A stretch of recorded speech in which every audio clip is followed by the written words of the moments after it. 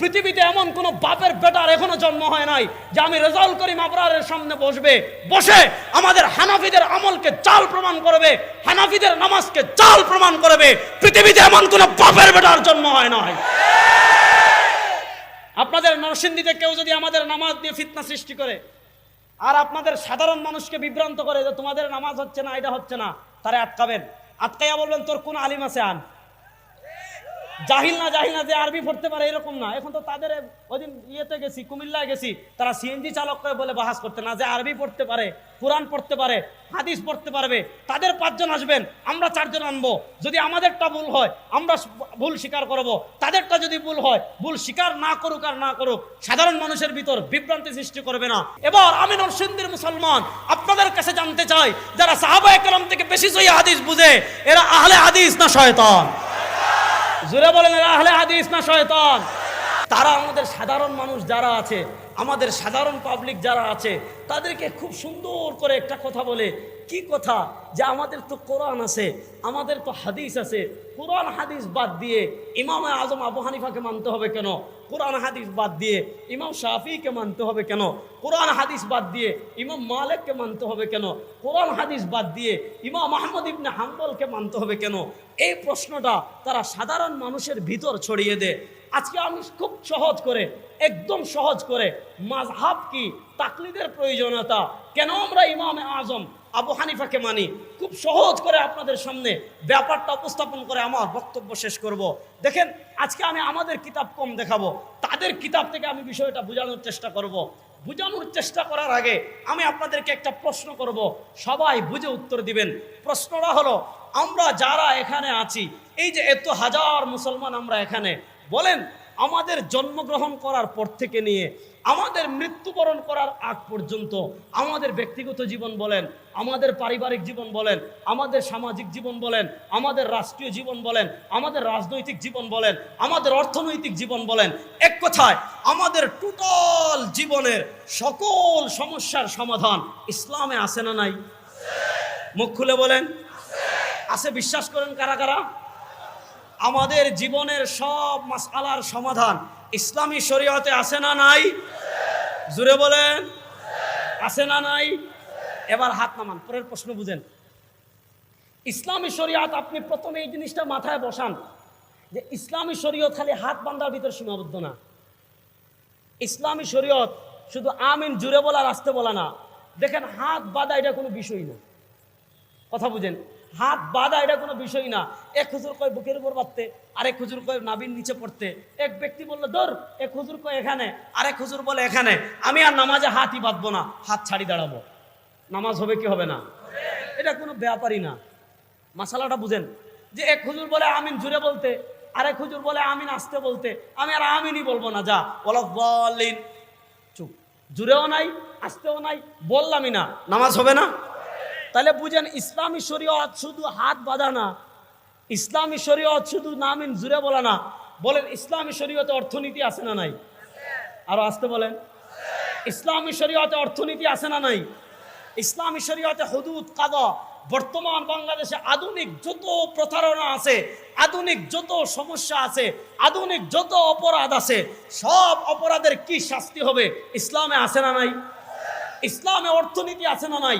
বর্তমানে দুনিয়ার যত ব্যবসা বাণিজ্য চলে, যত ধরনের পুঁজিবাদী অর্থনীতি চলে, আপনি ব্যাংকিং সিস্টেম বলেন, আপনি জীবন বীমা বলেন, আপনি শেয়ার বাজার বলেন, আপনি ইম্পোর্ট এক্সপোর্ট বলেন, আপনি এলসি ব্যবসা বলেন, আপনি তোমার অনলাইন বিজনেস বলেন, আপনি মোবাইল ব্যাংকিং বলেন, এক কথায় দুনিয়ার যত অর্থনীতি আছে, সব অর্থনৈতিক সব মাসআলার সমাধান ইসলামী শরীয়তে আছে না নাই? কারা কারা বিশ্বাস করেন সব সমস্যার সমাধান ইসলামী শরীয়তে আছে না নাই? এবার প্রশ্ন হলো, সব সমস্যার সমাধান আমি বলেছি ইসলামী শরীয়ত শুধু 2-3টা মাসআলায় সীমাবদ্ধ না। আমার জীবনের সব সমস্যার সমাধান ইসলামী শরীয়তে আছে। এবার প্রশ্ন হলো, সব সমস্যার সমাধান আমি পাবো কোন জায়গায়? সব সমস্যার সমাধান আমি তালাশ করব কত জায়গায়? উত্তর হলো, সব সমস্যার সমাধান আমি পাবো 3 জায়গায়। কয় জায়গায়? সবাই বলেন, কয় জায়গায়? 1 নম্বর কোরআন, বলেন 1 নম্বর। 2 নম্বর সুন্নাহ, বলেন 2 নম্বর। 1 নম্বর বলেন 1 নম্বর, 2 নম্বর, 3 নম্বর ফিকহ, বলেন 3 নম্বর বুঝছেন তো? ব্যাখ্যা পরে করব, শুধু নামটা বুঝেন। 1 নম্বর, 2 নম্বর, বুঝেন আপনারা, একটু কথা আওয়াজ দিন। 1 নম্বর, 2 নম্বর, 3 নম্বর। আচ্ছা, এই যে আমি বললাম, এই যে আমি আগে আপনাদেরকে দালিলিকভাবে দেখাই, দালিলিকভাবে দেখালে অনেক কিতাবে পাবেন এগুলো বিস্তারিত আলোচনা। খতিবে বাগদাদি রাহিমাহুল্লাহ আল ফাকিহ ওয়াল মুতাফাক্কিহে পাবেন। আরো যদি আগে যান, ইমাম আবু বকর জাসসাস রাহিমাহুল্লাহ 371 হিজরিতে ইন্তেকাল করেছেন, তার লিখিত কিতাব আছে আল ফুসুল ফিল উসুল, সেই কিতাবে পাবেন। খতিবে বাগদাদি রাহিমাহুল্লাহ 463 হিজরিতে ইন্তেকাল করেছেন, তার লিখিত কিতাব আল ফাকিহ ওয়াল মুতাফাক্কিহে পাবেন। এই যে কিতাব আমার হাতে দেখতে পাচ্ছেন, ওই কিতাবের নাম হলো জামিউ বায়ানিল ইলমি ওয়া ফাদলি। এটা মুসলিম বিশ্বের একজন মহান ইমাম, ইমাম ইবনে আব্দুল বার মালিকি রাহিমাহুল্লাহ। আমাদের যারা মাদ্রাসায় পড়ি আমরা কম বেশি সবাই তার নাম জানি, ইমাম ইবনে আব্দুল বার মালিকি রাহিমাহুল্লাহ। উনি আজ থেকে 1000 বছর আগের এক মানুষ। তার লিখিত এই কিতাব খুবই প্রসিদ্ধ কিতাব, জামিউ বায়ানিল ইলমি ওয়া ফাদলিহি। সেই কিতাবে ইমাম ইবনে আব্দুল বার মালিকি রাহিমাহুল্লাহ খুব লম্বা আলোচনা করেছেন। সব আলোচনা আমি করব না, শুধু এই যে আমি 3 জায়গায় পাওয়া যাবে, এই 3 জায়গাটা আমি শুধু দেখাচ্ছি।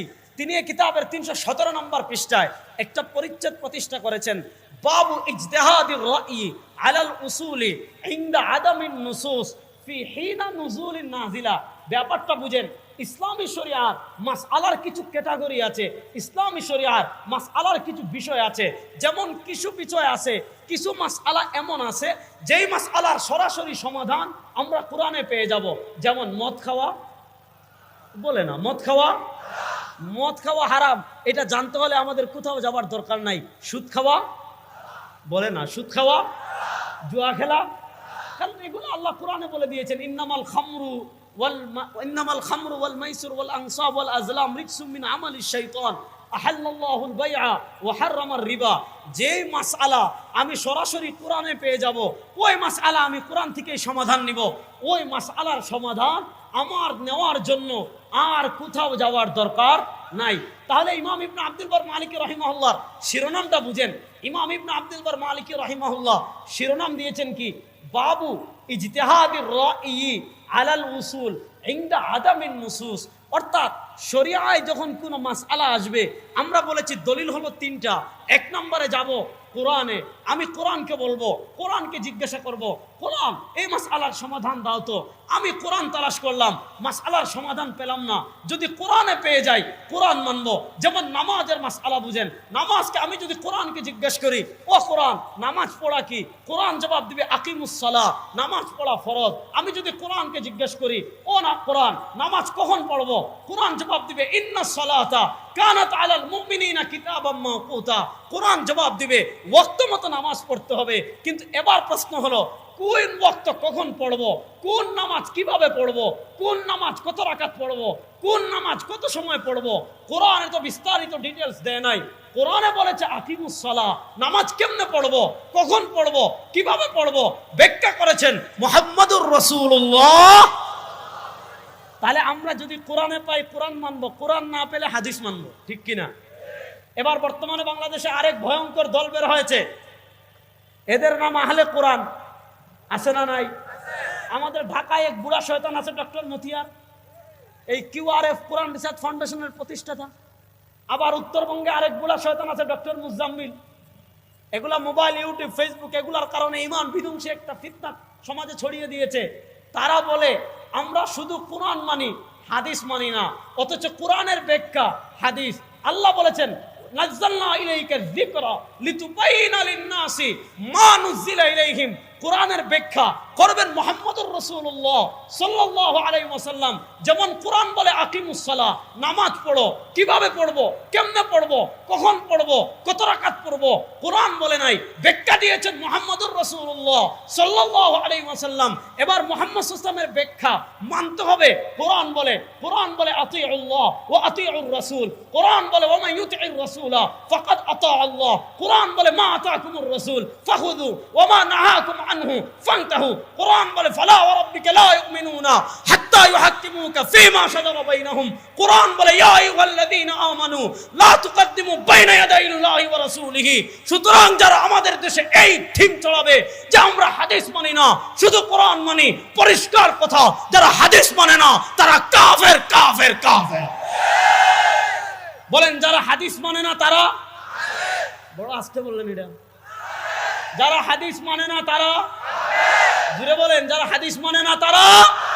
তাহলে যারা আহলে কোরআন নামে এই থিম চলাবে যে আমরা শুধু কোরআন মানি, হাদিস মানি না, হাদিসকে যারা দলিল মানবে না, হাদিসকে যারা অস্বীকার করবে, তারা মুসলমান না কাফের?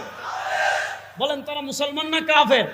তাহলে আমরা এক নম্বরে যাব কোরআনে, এক নম্বরে যাব, আলোচনার মানে শিকড় গুলাটা বুঝবেন, তাহলে সামনের আলোচনা বোঝা সহজ হবে। আমরা এক নম্বরে যাব, বলেন এক নম্বরে যাব কোরআনে, না পেলে হাদিসে।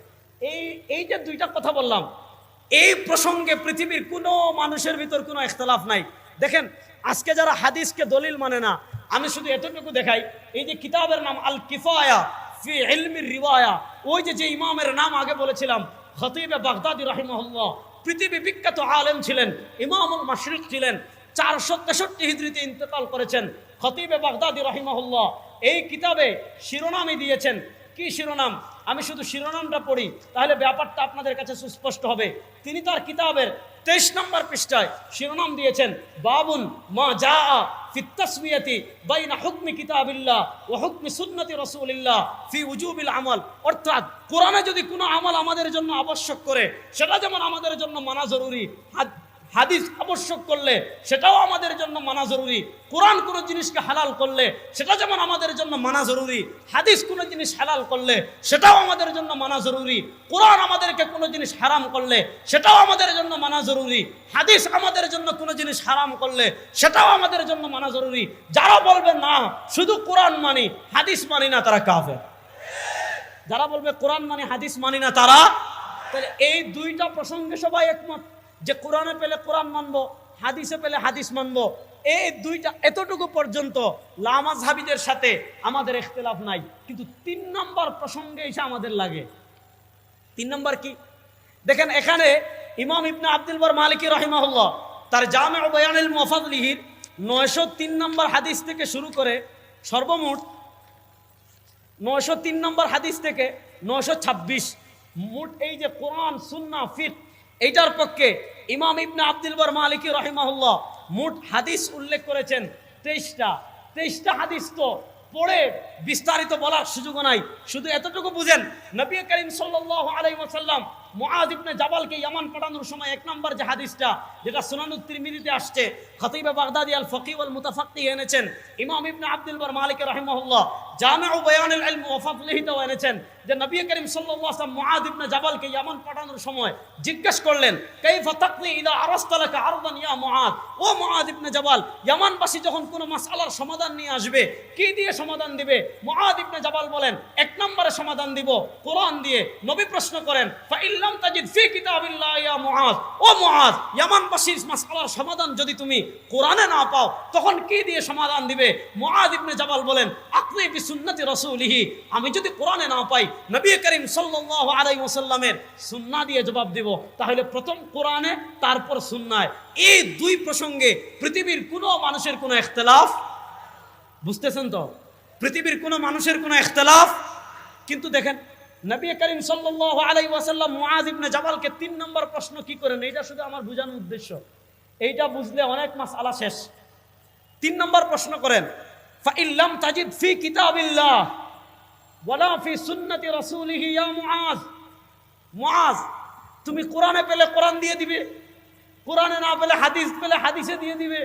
কিন্তু প্রশ্ন হলো, ইয়ামানবাসী তোমার কাছে এমন কোন মাসআলা নিয়ে আসছে, ইয়ামানবাসী তোমার কাছে এমন কোন বিষয় নিয়ে আসছে, ইয়ামানবাসী তোমার কাছে এমন কোন নিত্য নতুন সমস্যা নিয়ে আসছে, লাম তাজিদ ফি কিতাবিল্লাহ ওয়ালা ফি সুন্নতি রাসূলিহি, যেই মাসআলা তুমি কোরআনেও পেলে না, যেই মাসআলা তুমি হাদিসেও পেলে না। এবার বলেন, যেই মাসআলা কোরআনে পেলাম কোরআন মানলাম, যেই মাসআলা হাদিসে পেলাম হাদিস মানলাম। এবার বলেন, যেই মাসআলা কোরআনেও পেলাম না, যেই মাসআলা হাদিসেও পেলাম না, ওই মাসআলা আমাদের আর আলোচনা করার দরকার নাই, ওই মাসালা আমাদের আর ইসলাম ধর্মে কোনো সমাধান নাই। বুঝে বলেন, ওই মাসালার সমাধান ইসলামী শরীয়তে আছে না নাই?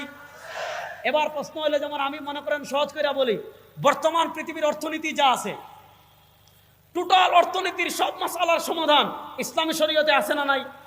আচ্ছা, আমি সহজ করে শুধু একটা মাসালা বলি, তাহলে সামনেরটা বোঝানো। এবার বসলে এক বৈঠকে 1 লক্ষ মাসালা বলা যাবে, কোরআনে পাবেন না, হাদিসে পাবেন না। যেমন মনে করেন আপনার কাছে প্রচুর অলস টাকা আছে, নগদ প্রচুর টাকা আছে, আপনার অলস টাকা পড়ে থাকে। এখন অলস টাকা আপনার লাগে না, কি করলেন? 10 লাখ টাকা আপনার কাছে আছে, আপনি ইসলামী ব্যাংকে গিয়ে, শাহজালাল ব্যাংকে গিয়ে, অগ্রণী ব্যাংকে গিয়ে বা যে কোনো ব্যাংকে গিয়ে কি করলেন? 10 লাখ টাকা ডিপোজিট করে রাখলেন। বুঝেন? 10 লাখ টাকা 1 বছরের জন্য, 2 বছরের জন্য, 3 বছরের জন্য, 4 বছরের জন্য, 5 বছরের জন্য ডিপোজিট করে রাখলেন। এবার প্রশ্ন হলো, ব্যাংকে টাকা ডিপোজিট করে রাখা জায়েজ নাকি না জায়েজ? 1 নম্বর প্রসঙ্গ বুঝেন। 2 নম্বর প্রসঙ্গ, ডিপোজিট করে টাকা রাখলে, সেভিং অ্যাকাউন্টে টাকা রাখলে বছর শেষে ব্যাংকওয়ালারা আমাকে যে ইন্টারেস্ট দেয়, যে আমি ডিপোজিট করার কারণে যে ইন্টারেস্টটা পেলাম, সেভিং অ্যাকাউন্টে টাকা রাখার কারণে যে ইন্টারেস্টটা পেলাম, প্রশ্ন হলো ব্যাংক আমাকে যে ইন্টারেস্ট দেয়, ওই ইন্টারেস্টটা আমার জন্য হালাল নাকি হারাম? বলেন, আধুনিক ব্যাংকিং এর যত মাসআলা আছে, ব্যাংক থেকে লোন নিতে পারবো কিনা, ব্যাংক থেকে মুজারাবা ভিত্তিক চুক্তি করে লাভ নিতে পারবো কিনা? কিছুদিন আগে সরকার, আপনারা দেখেছেন, পেনশন স্কিম করেছে, ওইটা টাকা রেখে আমি নিতে পারবো কিনা? বলেন, আধুনিক অর্থনীতির যত মাসআলা আছে, আধুনিক ব্যবসা বাণিজ্যের যত মাসআলা আছে, শেয়ার বাজারের মাসআলা বলেন, আপনি এক্সপোর্ট ইম্পোর্টের ব্যবসার কথা বলেন, আপনি এলসির কথা বলেন, বড় বড় অনলাইন বিজনেসের কথাগুলো বলেন, আমি আপনাদের কাছে জানতে চাই, এই সব মাসআলার সমাধান ইসলামী শরীয়তে আছে না নাই? জুড়ে বলেন, ইসলামী শরীয়তে আছে না নাই? এবার প্রশ্ন হলো, ব্যাংকিং, অগ্রণী ব্যাংক থেকে ডিপোজিট করে টাকা নিয়ে ইন্টারেস্ট নেওয়ার কথা আপনি কোরআনে পাবেন? নবী করিম সাল্লাল্লাহু আলাইহি ওয়াসাল্লামের কোন হাদিসে পাবেন? বড় আসতে না কইলেন। আচ্ছা, রাসূল করিম ইসলামের যুগে মদিনায় অগ্রণী ব্যাংক ছিল, তাহলে অগ্রণী ব্যাংক না থাকলে ইসলামী ব্যাংক তো ছিল, তাহলে শাহজালাল ব্যাংক, তাহলে রাজবাংলা ব্যাংক, তাহলে বাংলাদেশ ব্যাংক, তাহলে সুইচ ব্যাংক, তাহলে বিশ্ব ব্যাংক, তাহলে নবী করিম সাল্লাল্লাহু আলাইহি ওয়াসাল্লামের যুগে কোনো ব্যাংকিং সিস্টেম ছিল? জুড়ে বলেন, নবী করিম সাল্লাল্লাহু আলাইহি ওয়াসাল্লামের যুগে কোনো ব্যাংকিং সিস্টেম ছিল? এবার প্রশ্ন হলো, নবী করিম সাল্লাল্লাহু আলাইহি ওয়াসাল্লামের যুগে ব্যাংকিং সিস্টেম ছিল না, নবী করিম সাল্লাল্লাহু আলাইহি ওয়াসাল্লামের যুগে অনলাইন কেন্দ্রিক বিজনেস ছিল না, নবী করিম সাল্লাল্লাহু আলাইহি ওয়াসাল্লামের যুগে ইম্পোর্ট এক্সপোর্ট ব্যবসা ছিল না। এবার প্রশ্ন হলো, ওই ব্যবসা আমি সরাসরি কোরআনে পাবো না, ওই ব্যবসার সমাধান আমি সরাসরি হাদিসে পাবো না।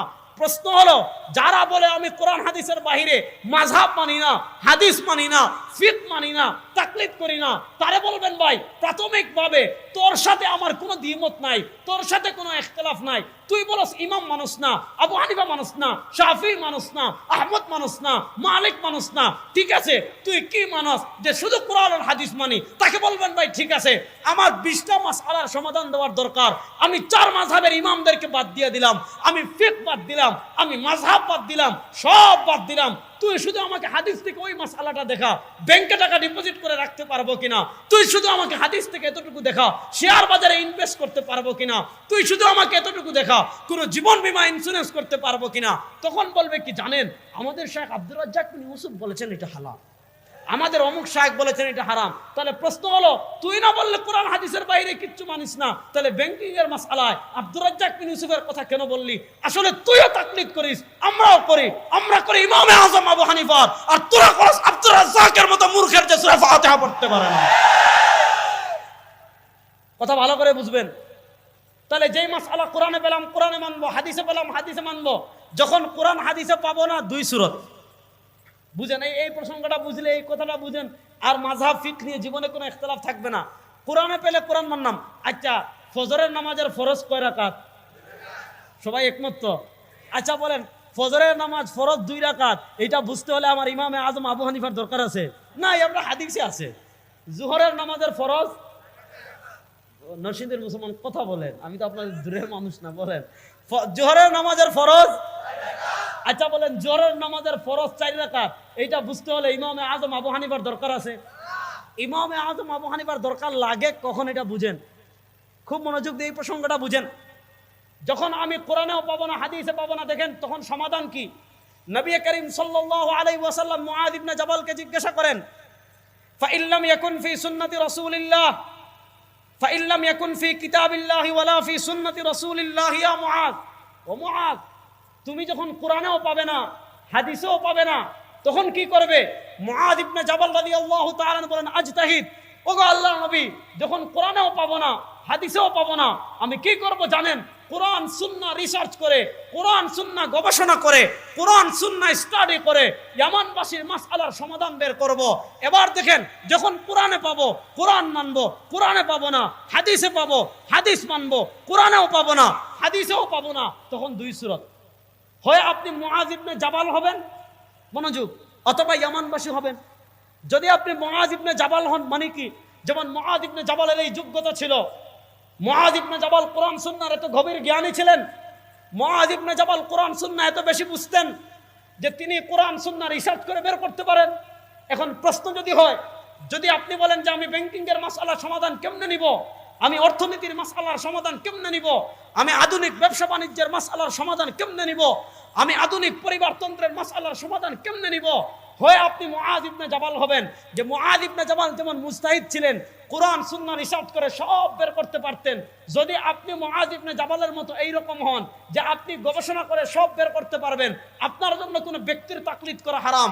এবার আমি জানতে চাই, ও নরসিংদীর হাজার মুসলমান, আমি আপনাদের কাছে একটা প্রশ্ন করতে চাই, এখানে এমন কোন ব্যক্তি আছেন কিনা, এখানে এমন কে আছেন যে আপনার জন্মগ্রহণ করার পর থেকে নিয়ে মৃত্যুবরণ করার আগ পর্যন্ত আপনার জীবনে যত মাসআলা আসবে, কোনো হুজুরের কাছে যাওয়ার দরকার নাই, কোনো শায়েখের কাছে যাওয়ার দরকার নাই, কোনো আল্লামার কাছে যাওয়ার দরকার নাই, কোনো মুফতির কাছে যাওয়ার দরকার নাই, আল্লামা মিজানুর রহমান সাইদের কাছে যাওয়া লাগবে না, আল্লামা আব্দুল মালিকের কাছে যাওয়া লাগবে না, আল্লামা মুফতি দিলওয়ারের কাছে যাওয়া লাগবে না। এমন কে আছেন যে আমার জন্মের পর থেকে নিয়ে মৃত্যু পর্যন্ত যত মাসআলা আসবে আমি নিজে নিজে গবেষণা করে, মুআয ইবনে জাবাল যেমন সব বের করতে পারতেন, আমিও তেমন গবেষণা করে সব বের করতে পারবো। এই হাজার হাজার মুসলমানের ভিতর এমন একজন থাকলে হাত তুলেন তো যে আমি গবেষণা করে সব বের করতে পারবো। একজনও নাই। যদি কেউ থাকেন হাত তুলেন, তাহলে আমি আপনার খাদিম হয়ে যাবো, এত বড় মুস্তাহিদ নরসিংদীতে রেখে। তাহলে কে কে পারবেন না দেখি, তারা হাত তুলেন তো, যে আমরা গবেষণা করে সব বের করতে পারবো না। কে কে হাত তুলেন? তাহলে আমরা গবেষণা করে বের করতে পারবো না? আরো আসতে কোন, আমরা গবেষণা করে বের করতে পারবো? তাহলে আমরা যেহেতু পারবো না, তাহলে তো আমাদের আমল করার দরকার নাই। হ্যাঁ, বুঝলেন? আমরা গবেষণা করে বের করতে পারবো, এ কথায় তো একমত। একটু জুড়ে হাত তুলেন তো, কারা কারা পারবেন না? আমরা গবেষণা করে বের করতে পারবো, জুড়ে বলেন, আমরা গবেষণা করে বের করতে পারবো। তাহলে আমরা যেহেতু পারবো না, তাহলে তো আমাদের আমল করার দরকার নাই। এখন আপনি কেমনে আমল করবেন? দেখেন, আমাদের হানাফি মাযহাবের ইমামদের কিতাব দেখালে বিশ্বাস নাও করতে পারেন। এজন্য আমাদের লামাযহাবিরা যাদেরকে মানে, আমাদের লামাযহাবিরা যাদেরকে মানে, দেখবেন ওনারা সৌদি আরবের আলেমদের বেশি কথা বলে, কথায় কথায় বিন বাজের কথা বলে, কথায় কথায় সালেহ আল উসাইমিনের কথা বলে, কথায় কথায় আপনার শেখ নাসিরউদ্দিন আলবানির কথা বলে। এজন্য আমি চাইলে তো আমাদের হানাফি মাযহাবের অসংখ্য ইমামের রেফারেন্স দিতে পারবো, চাইলে শাফি মাযহাবের অসংখ্য ইমামের রেফারেন্স দিতে পারবো, চাইলে হাম্বলি মাযহাবের অসংখ্য ইমামের রেফারেন্স দিতে পারবো। অসংখ্য ইমামের রেফারেন্স দেওয়ার যোগ্যতা আছে আলহামদুলিল্লাহ, সেটা বলছি না। যেহেতু ওই ভাইরা সৌদি আরবের আলেমদেরকে ফলো করেন, সৌদি আরবের গ্র্যান্ড মুফতি ছিলেন শেখ আব্দুল আজিজ ইবনে আব্দুল্লাহ বিন বাস, উনি সৌদি আরবের সর্বোচ্চ ফতোয়া বোর্ডের চেয়ারম্যান ছিলেন। ওইটাকে বলা হয় আল-লাজনা আদ-দাইমা, ওইটার রাইস ছিলেন, চেয়ারম্যান ছিলেন বিন বাজ রাহিমাহুল্লাহ। ওই আল-লাজনা আদ-দাইমা সৌদি আরবের শীর্ষ ফতোয়া বোর্ড, তারা যে ফতোয়াগুলো দিয়েছে, ওই ফতোয়া আল-লাজনা আদ-দাইমা, ওই নামে আমরা না, সৌদি আরবের সরকার ফতোয়া আল-লাজনা আদ-দাইমা এই নামে 13 খণ্ডে প্রকাশিত করেছে। আমরা যারা পারি না তারা আমল করব কেমনে? আমরা যারা নিজেরা রিসার্চ করে বের করতে পারি না, আমল করব কেমনে? সমাধান আমার থেকে নেওয়ার দরকার নাই, সমাধান নেন সৌদি আরবের শীর্ষ ফতোয়া বোর্ড থেকে, সমাধান নেন আপনাদের প্রিয় ইমাম বিন বাজ রাহিমাহুল্লাহ থেকে। দেখেন, ফতোয়া আল-লাজনা আদ-দাইমা, এটা হলো 5 নম্বর খণ্ডের 32 নম্বর পৃষ্ঠা থেকে আমি পড়ে শোনাই। দেখেন, 5 নম্বর খণ্ডের 34 নম্বর পৃষ্ঠা। এখানে প্রশ্ন করেছে তাকলিদ করবে কারা, মাযহাব মানবে কারা। উনি মানুষ 2 ভাগ করেছেন। প্রথম বলেছেন ইনকানা কাদিরান আলা ইসতিমবাতিল আহকাম বিনাফসিহি, যদি সে নিজে মুজতাহিদ হয়, নিজে কোরআন সুন্নাহ রিসার্চ করে, নিজে কোরআন সুন্নাহ গবেষণা করে, সব মাসআলা বের করার যোগ্যতা যদি তার থাকে, তাহলে তো তার কাউকে মানা লাগবে না, সে নিজে নিজে আমল করবে। কিন্তু পরের কথা বলেন, ওয়া ইন কানা গায়রু কাদিরিন, এই প্রসঙ্গটা শুধু বুঝেন। বিন বাজ বলেন, ওয়া ইন কানা গায়রু কাদিরিন আলা ইসতিমবাতিল আহকাম, যদি সে এমন হয় গায়রু কাদিরিন, সম্ভব নয় কি আলা ইস্তিমবাতিল আহকাম, যত মাসআলা আসবে সব মাসআলা নিজে নিজে গবেষণা করে বের করার যদি যোগ্যতা না থাকে, তাহলে তো তার আর আমল করার দরকার নাই। তার আমল করার দরকার আসেনি। প্রসঙ্গটা বুঝেন। যারা গবেষণা করে, আচ্ছা মাশাআল্লাহ আপনাদের নরসিংদীতে যত মাযহাবী আছে, নরসিংদীতে যত আহলে হাদিস আছে, মাশাআল্লাহ তাদের এত যোগ্যতা যে তারা শরিয়ার সব মাসআলা নিজে নিজে গবেষণা করে সবাই বের করতে পারবে। আরে গবেষণা করে বের করার দূরের কথা, আপনি 80% যদি কোরআন শরীফ খুলে দেন, দেখবে বিশুদ্ধ করে কোরআনও পড়তে পারে না, বিশুদ্ধ করে কোরআনও পড়তে পারে না। তাহলে যারা গবেষণা করে বের করতে পারে না, তারা আমল করবে কেমনে? তাদের আমল করার পদ্ধতি কি? বিন বাজ বলেন, কাল্লাদা ইমামান, মনোযোগ, বিন বাজ বলেন কাল্লাদা ইমামাম মিন আইম্মাতিল মুসলিমিনাল মুক্তাদা বিহিম। বিন বাজ বলেন কাল্লাদা ইমামাম মিন আইম্মাতিল মুসলিমিনাল মুক্তাদা বিহিম। বিন বাজ বলেন কাল্লাদা ইমামাম মিন আইম্মাতিল মুসলিমিনাল মুক্তাদা বিহিম। সে কি করবে? উম্মার অনুসৃত কোন একজন ইমামের তাকলিদ করবে। তাহলে তাকলিদ করবে কারা? যারা কোরআন সুন্নাহ রিসার্চ করে বের করতে পারে না তারা। তাকলিদ লাগে কখন? যখন কোরআন সুন্নাহ সুস্পষ্ট সমাধান পাবো না তখন। এই তাকলিদ, এই মাযহাব আমাদের এই যে 4 মাযহাব, ইমামে আযম আবু হানিফার মাযহাব, হুজুর 3টা মিনিট, ইমামে আযম আবু হানিফার হানাফি মাযহাব, ইমাম মালিকি মাযহাব, শাফিঈ মাযহাব, হাম্বলি মাযহাব, এই 4 মাযহাব 4 ইমামের আবিষ্কার না। এই 4 মাযহাব আসছে 4 জন সাহাবী থেকে। কেমনে আসছে? মাযহাবের সূচনা ইমামগণ করেন নাই, মাযহাবের সূচনা করেছেন সাহাবায়ে কেরাম। নবী করিম সাল্লাল্লাহু আলাইহি ওয়াসাল্লামের ইন্তেকালের পর মুসলিম বিশ্বের প্রসিদ্ধ 4টা শহর ছিল। একটা ছিল মক্কা, আরেকটা ছিল মদিনা, আরেকটা ছিল ইয়ামান, আরেকটা ছিল ইরাক। এই 4 শহরে যারা মুস্তাহিদ ছিল না, যারা নিজেরা গবেষণা করে বের করতে পারতো না, যেমন আমরা ইয়ামানে দেখালাম, ইয়ামানের যারা গবেষণা করে বের করতে পারতো না তারা মানতো মুআয ইবনে জাবালকে। মক্কায় যারা গবেষণা করে বের করতে পারতো না তারা মানতো ইবনে আব্বাসকে। মদিনায় যারা গবেষণা করে বের করতে পারতো না তারা মানতো যায়েদ ইবনে সাবিতকে। ইরাকে যারা গবেষণা করে বের করতে পারতো না তারা মানতো ইবনে মাসউদকে। ওই 4 জন সাহাবীর থেকে 4টা মাযহাব আসছে। বলবেন এটা কোথায় পাইছেন? আপনি না পাইলে এটা না থাকার দলিল না। আপনি পান নাই, আমাদের কাছে আসেন, আমরা পাইছি, দলিল দেখাই দেব ইনশাআল্লাহ। দেখেন এই কিতাবের নাম ইলালুল হাদিস ওয়া মারিফাতুর রিজালি ওয়াত তারিখ। দেখেন আমাদের লামাযাবিরা মাযহাব খুঁজে পায় না, তো বাংলা চটি বই পড়লে কেমনে পাইবা? পাইতে হলে তো বই পড়া লাগবে, ঠিক কিনা? দেখেন এই কিতাবের নাম ইলালুল হাদিস ওয়া মারিফাতুর রিজালি ওয়াত তারিখ। এটা কে লিখেছেন জানেন? এটা লিখেছেন ইমাম বুখারী রাহমাতুল্লাহ আলাইহির উস্তাদ ইমাম আলী ইবনুল মাদিনী।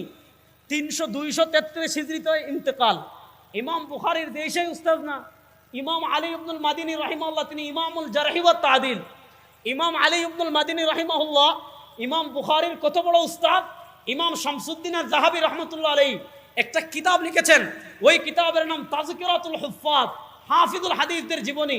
সেখানে তিনি আলী ইবনুল মাদিনীর জীবনী উল্লেখ করতে গিয়ে ইমাম বুখারীর বক্তব্য এনেছেন যে ইমাম বুখারী বলেন মাস্তাসগারতু নাফসি ইল্লা ইনদা আলী ইবনুল মাদিনী।